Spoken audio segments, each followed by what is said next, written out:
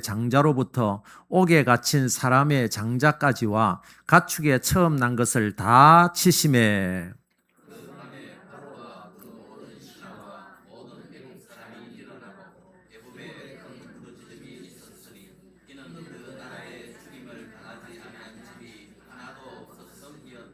밤에 바로가 모세와 아론을 불러서 이르되 너희와 이스라엘 자손은 일어나 내 백성 가운데서 떠나 너희의 말대로 가서 여호와를 섬기며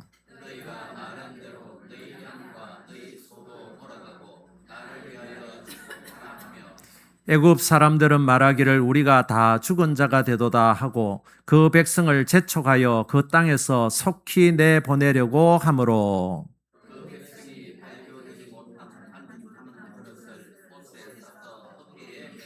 이스라엘 자손이 모세의 말대로 하여 애굽 사람에게 은금 패물과 의복을 구하매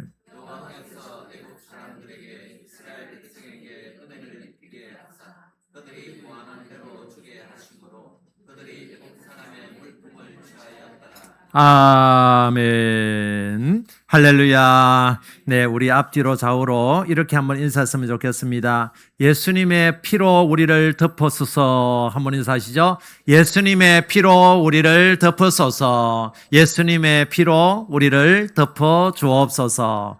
그렇게 되기를 소원합니다. 지금 애굽의 10가지 재앙 중에 마지막 재앙, 10번째 재앙, 장자의 죽음 재앙을 보고 있습니다.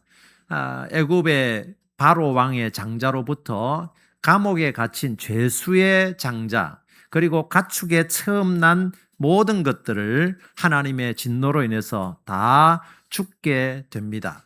그렇게 죽게 되니까 참 부모가 자식을 먼저 보내는 그 부모의 그 부르짖음, 오늘 성경 본문은 큰 부르짖음이라 그랬어요.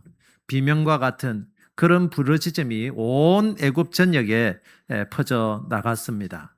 사실은 이 부르짖음은 애굽의 것이 아니라 이스라엘 노예들의 전유물이었습니다. 그들은 애굽의 채찍과 애굽의 핍박과 학대 속에서 그들은 부르짖는 그런 삶을 살았습니다. 정말 채찍에 맞아가면서 울부짖었고 하나님 앞에 부르짖었고 그들의 비명소리는 하늘을 뜨겁게 만들었습니다. 모세가 태어날 때에 애굽의 그 노예로 살던 이스라엘 백성들은 바로가 남자아이는 다 나일강에 던져 죽이라 하는 그 말을 듣고 수많은 남자아이들이 그러니까 결국은 장자죠.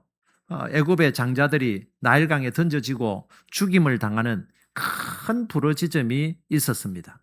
그런 이스라엘의 전유물이었던 그 큰 부르짖음이 오늘은 완전히 역전이 되는 것을 보게 됩니다.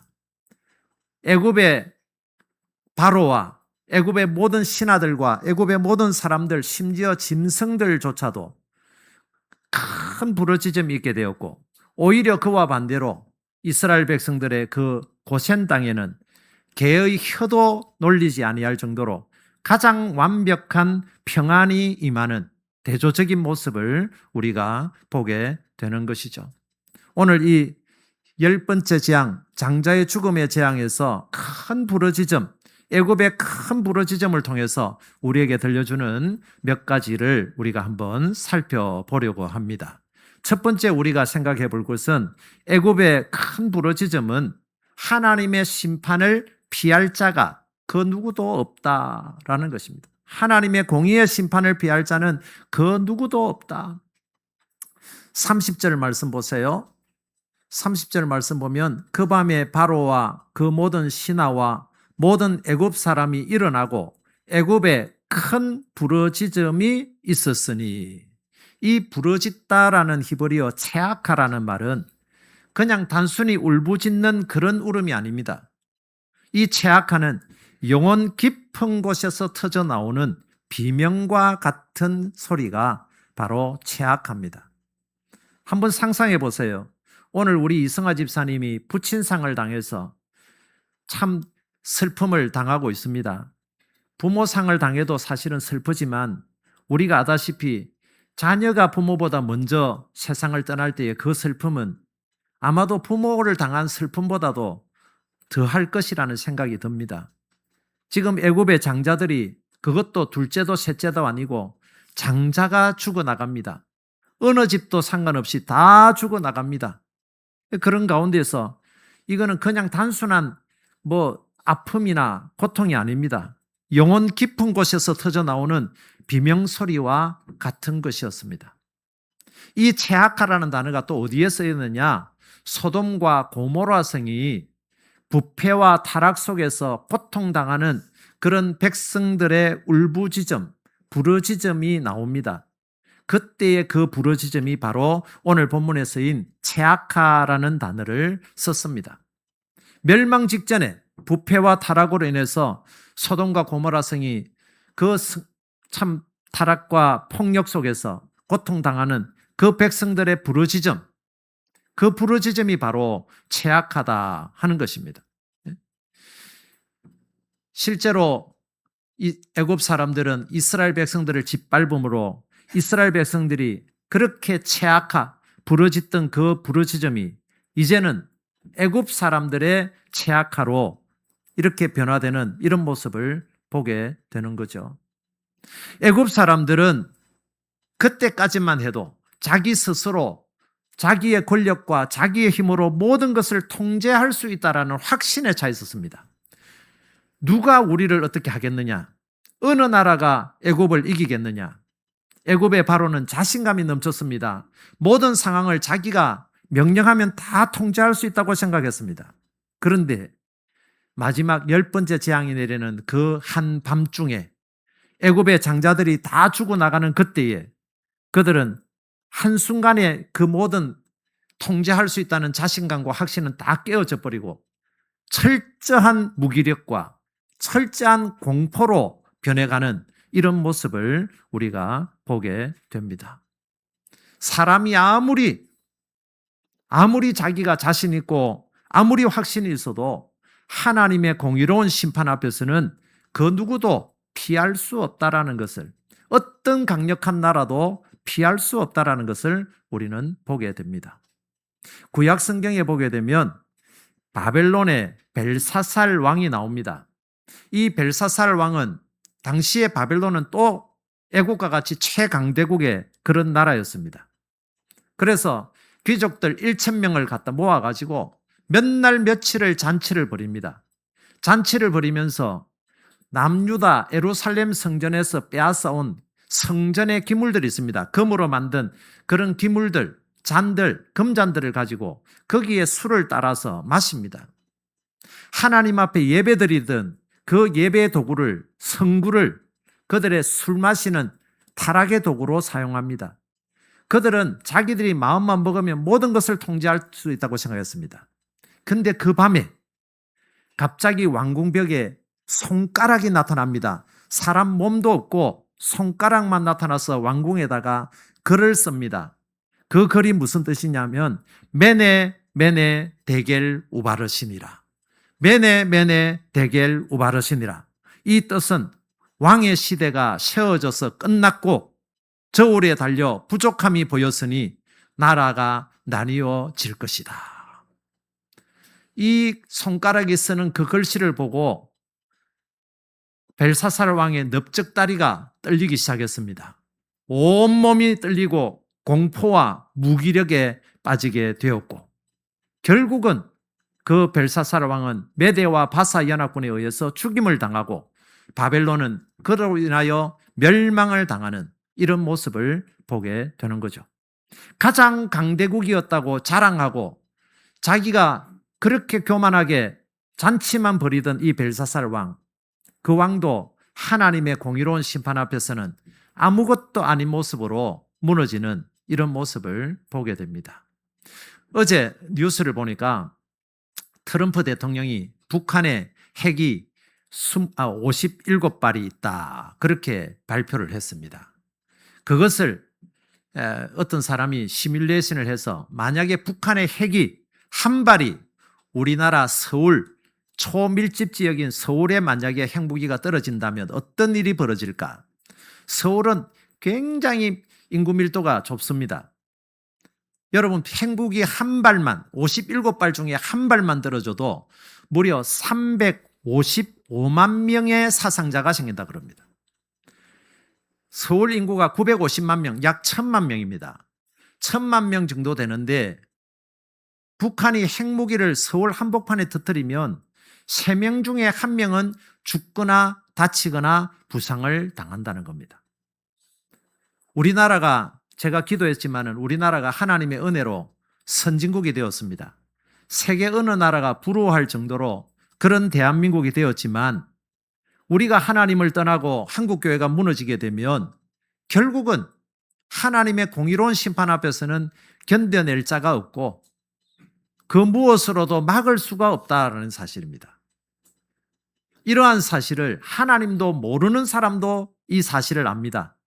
예전에 삼성그룹의 이건희 회장이 이런 말을 했습니다. 우리가 정신 차리지 않으면 삼성도 하루아침에 구멍가게로 전락할 수 있다. 여러분, 지금 삼성전자는 세계 1위 기업입니다. 삼성전자 다니는 반도체 직원들은 1년에 수억 원의 성과급을 받을 만큼 의사나 변호사보다도 더 나은 그런 직원들이 수만 명이 있습니다. 그런 상황 속에서도 정신 차리지 아니하면 하나님의 공의로운 심판이 임하게 되면 하루아침에 구멍가게가 될 수밖에 없다라는 이런 사실을 원불교를 믿고 있던 이건희 회장도 알고 있었습니다. 우리가 하나님을 떠나면 하나님의 공의로운 심판 앞에서 우리는 그 누구도 가난한 자라고 착한 자라고 그 사람이 어떤 대단한 학식을 가진 자라고 피할 수 있는 것은 아닙니다. 하나님의 공의로운 심판을 피할 수 없고 그렇다면 우리가 해야 될 일은 뭐냐? 우리가 이 시간이라도 우리가 하나님 앞에 교만을 내려놓고 하나님 앞에 회개하고 무릎 꿇고 예배로 승리하는 것, 예수님의 십자가 보혈로 덮어지는 것, 이것만이 우리가 하나님의 공의를 피할 수 있는 유일한 길인 줄로 믿습니다.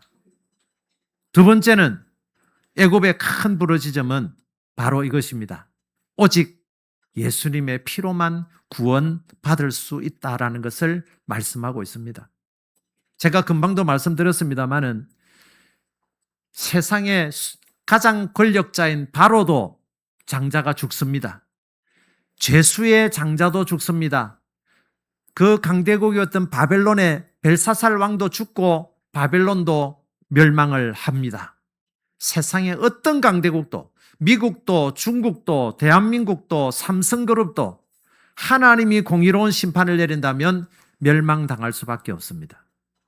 그런 가운데서도 우리가 멸망을 피할 수 있는 유일한 비결, 애굽의 큰 부르짖음은, 애굽에는 큰 부르짖음이 있었지만 고센 땅에는 개가 혀를 놀리지 않을 정도로 완벽한 평안이 임한 것처럼 결국은 예수님의 십자가 보혈이 아니면 결코 어느 누구도 구원받을 수 없다. 이 말을 다른 말로 하면 오직 예수님의 십자가 보혈만이 우리를 구원할 수 있다라는 사실을 다시 한번 보여주고 있습니다. 유월절 할 때 이 유자는 넘을 유자고 월자도 역시 넘을 월자입니다. 유월절은 넘어가는 절기입니다. 넘어간다, 유월절, 페사흐라는 히브리어는 제가 지금 3주째 말씀하고 있습니다마는 하나님께서 날개로 그 가정과 그 예수님의 피가 발려진 그 가정을 날개로 덮어주시고 죽음의 신이 들어오지 못하고 넘어가게 하시는 그런 절기가 바로 유월절입니다. 이 유월절에 평안을 누리고 장자가 죽지 않고 우리가 구원을 얻을 수 있는 길은 오직 그 집안에 있는 사람이 얼마나 착한 사람이냐, 얼마나 공부를 잘하는 사람이냐, 얼마나 지식이 있는 사람이냐, 권력이 있는 사람이냐가 아니라 그 사람이 어떤 사람이든 그 중에 왜 죄인이 없겠습니까? 그 중에 왜 강도가 없겠습니까? 도둑도 있었을 것입니다. 그러나 그런 사람의 모습을 보지 않고 하나님은 오직 문인방과 문술주에 발려진 예수님의 피, 어린 양의 피를 보고 그 집을 넘어간 줄로 믿습니다. 우리에게 예수님의 피가 없으면 내가 아무리 똑똑하고 아무리 잘나도 우리는 무엇 하나 구원받을 수가 없다라는 것입니다. 많은 사람들이 위기를 만나면 방어 기제가 나오게 되어 있습니다. 사람은 공격을 받으면 방어를 하게 되어 있어요. 그거는 본능입니다. 그래서 사람들이 위기를 만나면 나는 남에게 피해를 준 적이 없어. 나는 여태까지 착하게 살았어. 아무리 남에게 피해를 준 적이 없고 착하게 살고 기부도 많이 하고 열심히 살았고 남 부끄럽지 않게 살았어. 법 없이도 사는 사람을 살았어. 그렇게 할지 몰라도 그 집에 문인방과 문술주에 어린 양의 피가 발려져 있지 않다면 그것은 어떤 방어도 될 수 없다. 우리의 착함도 방어가 안 되고 우리의 지식도 방어가 안 되고 우리의 물질로도 방어가 안 되고 오직 우리를 방어할 수 있고 우리를 구원할 수 있는 것은 예수님의 십자가 보혈 그것 하나밖에 없는 줄로 믿습니다. 그러니 오늘 저와 여러분이 예수님의 피로 이렇게 하나님 앞에 나와서 예배하고 있는 이것이 여러분 학교에서 공부 잘하는 것도 중요하고 열심히 돈 버는 것도 중요하지만 사업 잘해서 돈 많이 버는 것도 중요하지만 그것으로 이 하나님의 공의로운 심판을 막을 수 있는 방법이 없다는 거예요. 핵무기로도 못 막아요. 패트리어트 미사일로도 못 막아요. 어떤 것으로도 막을 수가 없어요. 오직 위기를 극복하고 죽음에서 구원받는 길은 예수님의 십자가 보혈 그것 하나밖에 없는 줄로 믿습니다. 여리고성의 기생 라합은 그러했습니다. 여러분 기생은 우리가 알다시피 술을 팔고 몸도 팔고 참 어떻게 보면 천직입니다. 그냥 천한 직업일 뿐입니다. 사람들이 멸시하는 직업입니다. 그럼에도 불구하고 하나님은 그 기생의 그 천한 직업을 보신 것이 아니라 그의 거짓말이나 그의 악함을 본 것이 아니라 그 집 문 앞에 걸려있는 붉은 줄을 보셨습니다.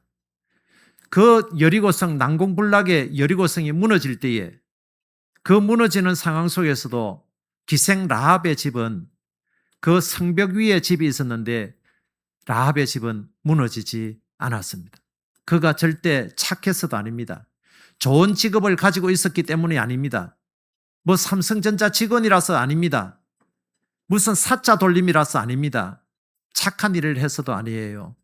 오직 그 집에 걸려있는 붉은 줄 때문에 예수님의 십자가 보혈을 상징하는 그 붉은 줄 덕분에 지금 라합은 구원을 얻게 된 겁니다.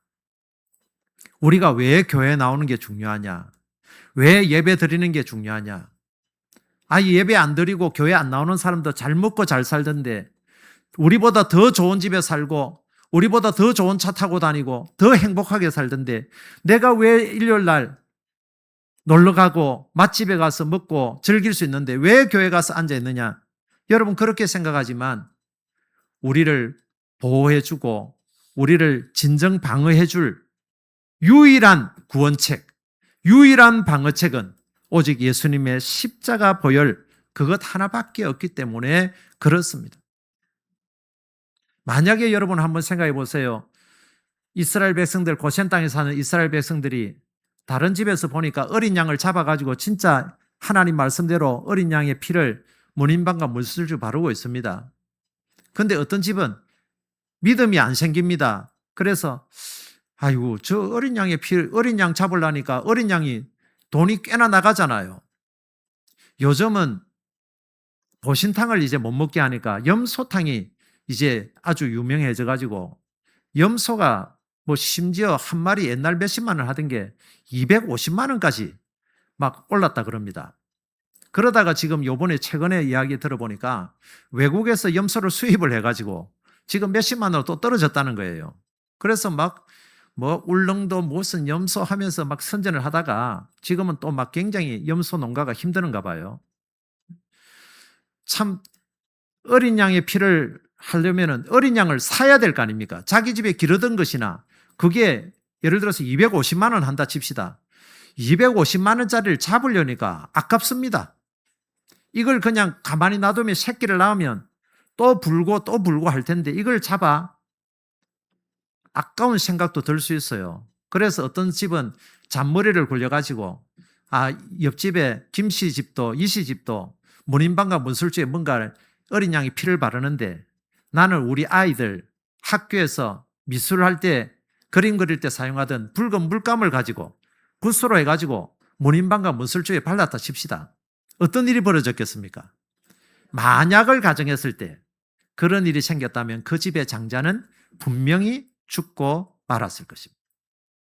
절대 그냥 모양만 그리스도인으로 구원받을 수는 없습니다. 그냥 붉은색을 발랐다고 구원 얻는 게 아닙니다.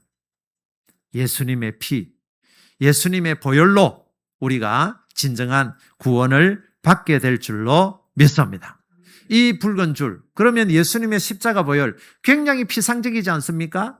우리는 다들 여기 계신 분들은 나는 예수님의 십자가 보혈을 믿습니다. 십자가 보혈로 내 몸에 우리 가정에 뿌려져 있습니다. 다들 말은 그렇게 합니다.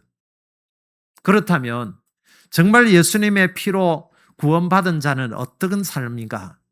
어떻게 해야 우리가 진짜 예수님의 피로 뿌림을 받은 자인가? 예수님은 그렇게 말씀합니다. 나를 따라오려거든 자기를 부인하고 자기 십자가를 지고 나를 쫓을 것이니라. 자기를 부인하고 자기 십자가를 진다는 것은 이거는 동의어입니다.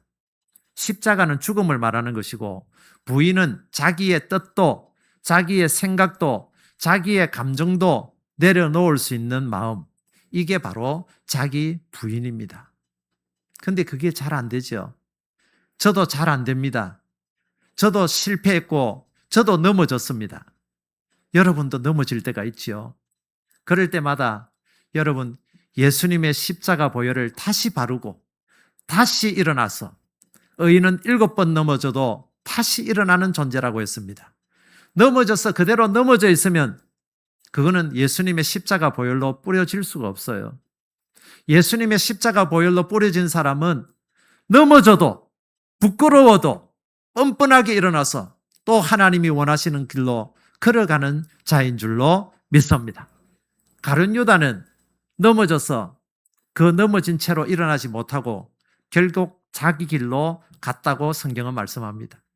그러나 베드로는 사실은 가룟 유다보다도 더한 죄를 지었습니다.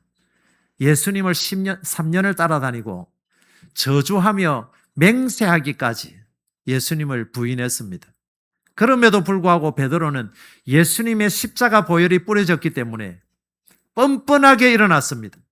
뻔뻔하게 내가 주를 사랑하는 줄 주께서 아시나이다 고백하면서 예수님 앞으로 뻔뻔하게 나갔습니다. 이 베드로는 위대한 사도의 삶을 살았고 예수님을 기쁘시게 하는 삶을 살았습니다.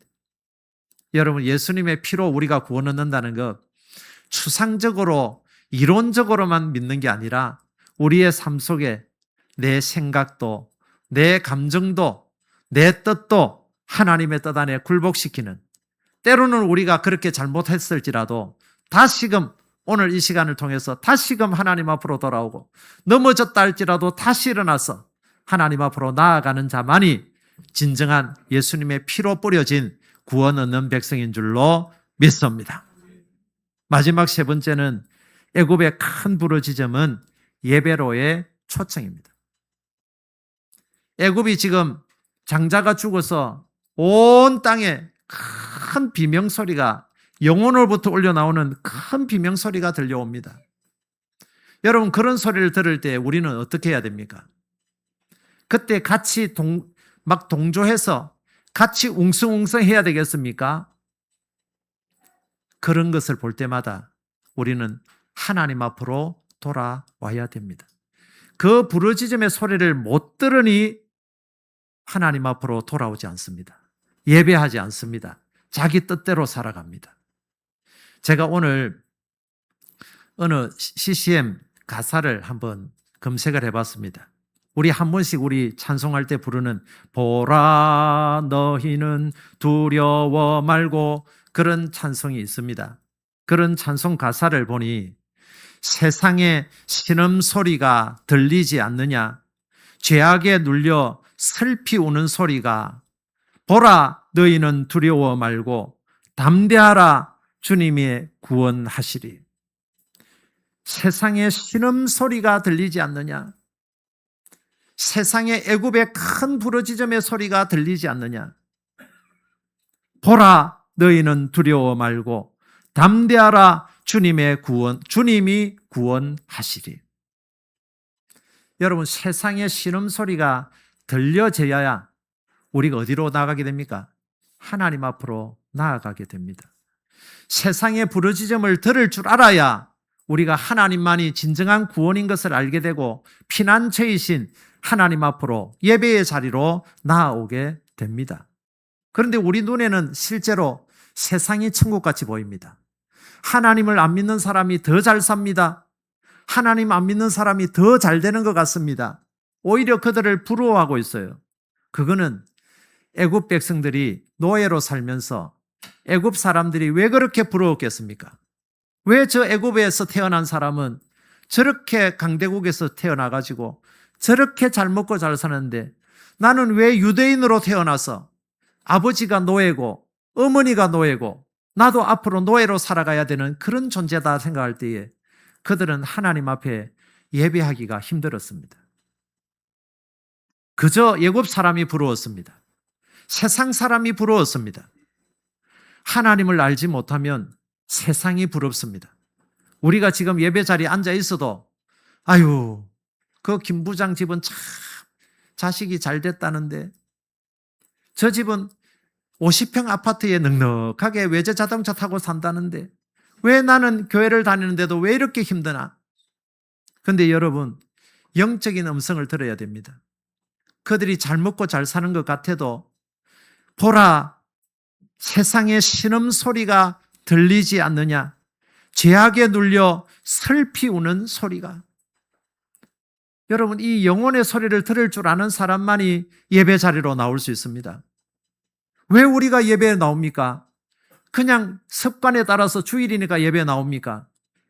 여러분, 한번 세상에서 들려오는 그 신음소리를 한번 들어보십시오. 애굽에서 울려 퍼지는 큰 부르짖음의 소리를 한번 들어보십시오. 그 소리가 들리면 내가 구원받을 수 있는 그 큰 부르짖음 속에서 구원받을 수 있는 유일한 곳은 바로 고센 땅이구나. 유일한 곳은 바로 교회구나. 이것을 아는 사람이 진정 예배자로 나오게 될 줄로 믿습니다. 여러분, 한번 36절 한번 보세요.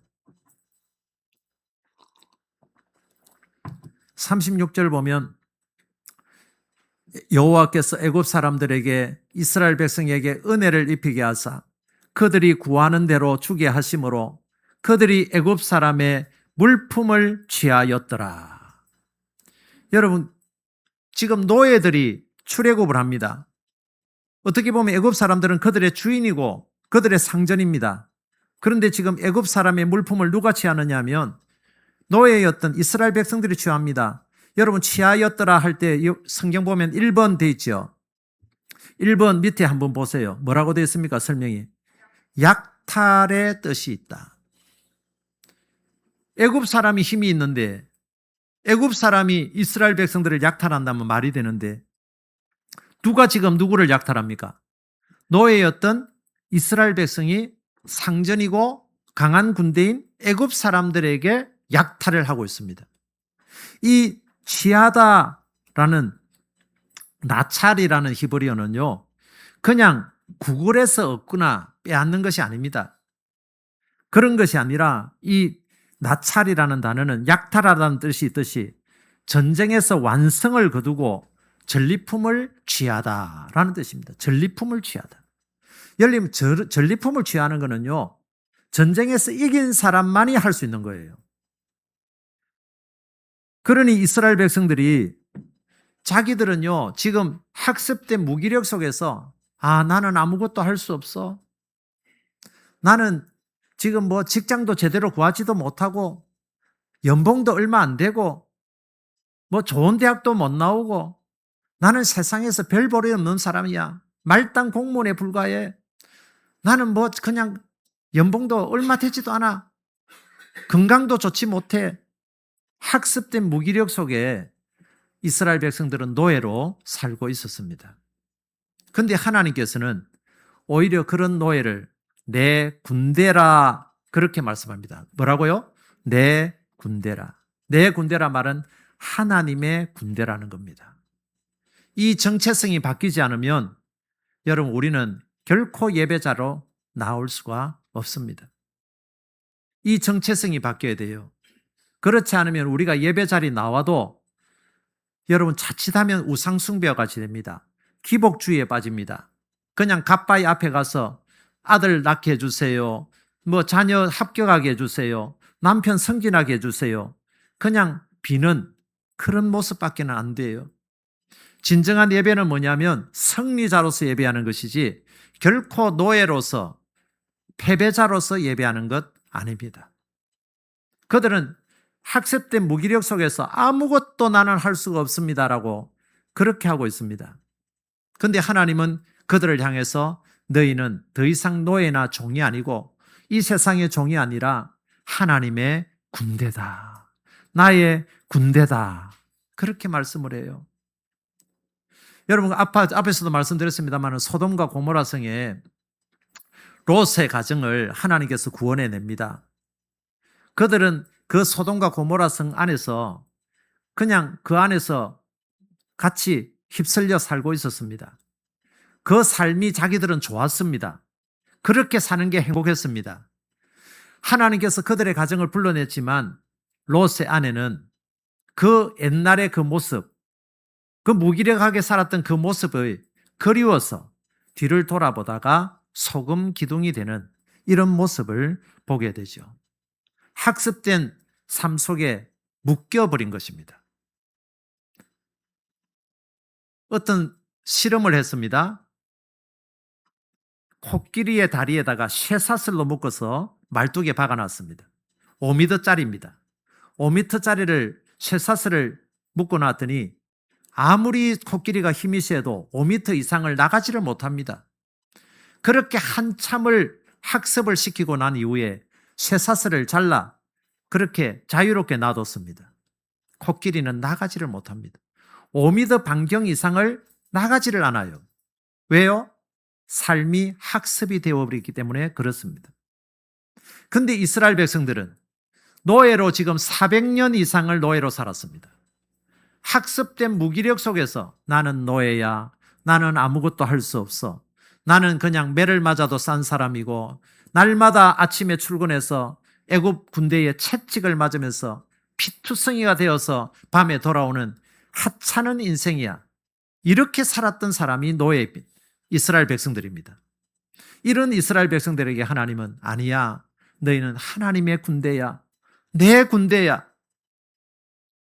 이것을 정체성을 가르쳐주고 그들이 나올 때 하나님께서 말씀합니다. 애굽 사람들에게 물품을 구하라. 물품을 은금, 패물과 의복을 구하라. 여러분 이게 이해가 됩니까? 자기가 주인에게 갖다 바쳐도 부족한데 오히려 애굽 사람에게서 은금, 패물과 의복을 구하라고 합니다. 그 말이 오늘 마지막에 취하였더라. 나찰, 전리품으로 취하는 약탈하는 듯한 승리자의 모습을 보여주고 있습니다. 이 이스라엘 백성들은요, 학습된 무기력에서 탈출을 했습니다. 이게 바로 출애굽입니다. 코끼리가 쇠사슬에 묶여서 5m 이상을 풀어줘도 못 가는 것처럼 롯의 아내가 풀어줘도 못 가는 것처럼 그렇게 하나님은 우리를 하나님의 군대라고 너희는 하나님의 자녀라고 그렇게 말씀하고 있는데도 불구하고 나는 안 돼. 나는 공부도 못하고 가진 것도 없고 아무것도 할 수 있는 게 없어 하고 묶여있고 노예로 계속 있다면 우리는 결코 출애굽할 수가 없습니다. 애굽의 큰 부르짖음의 소리를 들으십시오. 세상은 잘 살고 나보다 똑똑한 것 같아도 그들의 큰 신음소리를 여러분 들을 수 있는 영적인 귀가 있어야 됩니다. 그들보다도 우리가 얼마나 행복하고 우리가 얼마나 구원을 얻은 백성으로 영생을 누리는 백성으로 자신감 있게 정체성을 살려야 됩니다. 한 번 넘어졌다고 거기에 머물러 있지 마십시오. 코끼리가 얼마나 발버둥치고 온 힘을 다해서 5m 밖을 나가려고 얼마나 막 버튼 게 바뀌었습니까? 그래도 안 되니까 학습된 무기력 속에서 그냥 빠져서 그 자리를 해방을 못해요. 우리의 모습이 그렇지 않은지 모르겠습니다. 나는 안 돼. 나는 할 수 없어. 나는 부족해. 여러분, 오늘 하나님 말씀하십니다. 예수님의 피가 발라지면, 예수님의 십자가 보혈이 발라지면, 너희가 자기를 부인하고 자기 십자가를 지면 너 탈출할 수 있어. 너 정체성을 바꿀 수가 있어. 이제는 더 이상 노예요, 종이 아니라 너는 하나님의 군대야. 하나님의 백성이야. 여러분, 이 정체성을 여러분 바꾸시면 우리는 진정한 예배자로 나갈 수 있는 줄로 믿습니다. 예배에서 승리하시고 인생에 승리하는 그런 저와 여러분 되기를 주님의 이름으로 축복합니다. 우리 말씀을 생각하면서 찬송가 250장을 찬송하겠습니다.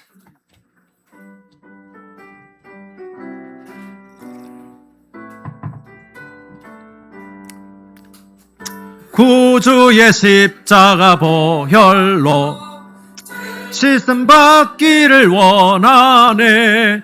내 죄를 우리 손뼉 치면서 찬양합시다. 찬송합시다. 찬송합시다.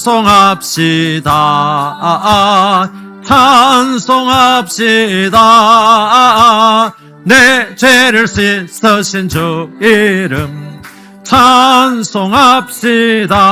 죄악을 속하여 주신 주 내 속에 들어와 계시네. 십자가 앞에서 주 이름 찬송합시다. 찬송합시다.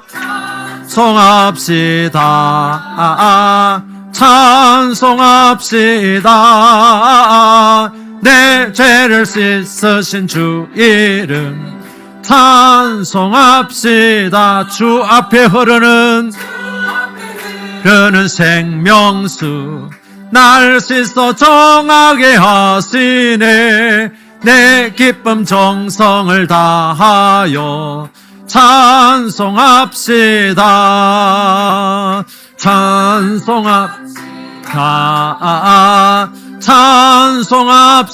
찬송합시다.